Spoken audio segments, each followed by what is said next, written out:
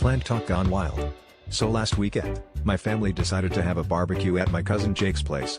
Jake's always been the quirky one in the family, you know, the kind of guy who brings a kale salad to a hot dog party. Anyway, as we were flipping burgers and discussing the latest episode of some Netflix series, Jake casually mentioned that he'd recently taken up the hobby of talking to plants.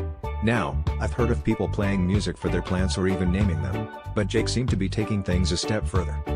At first, we all just chuckled and went along with it, partly because we were half convinced he was joking and partly because we were preoccupied with trying to keep the burgers from burning.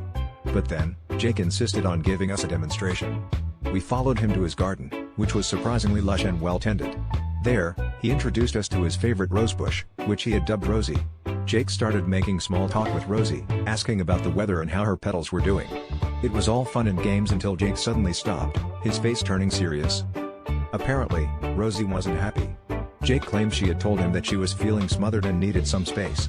At this point, my brother Tim was laughing so hard he almost fell into the tomato plants, but Jake was dead serious.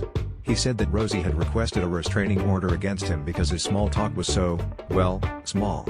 According to Jake, she'd had enough of his repetitive questions about the soil quality and wanted a break. Now, most of us thought Jake had lost his marbles, but he was adamant.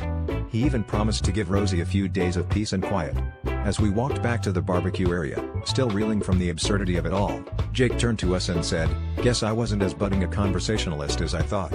And with that, he shrugged, leaving us all in stitches, realizing that Jake had somehow managed to make even the plants in his life demand personal space.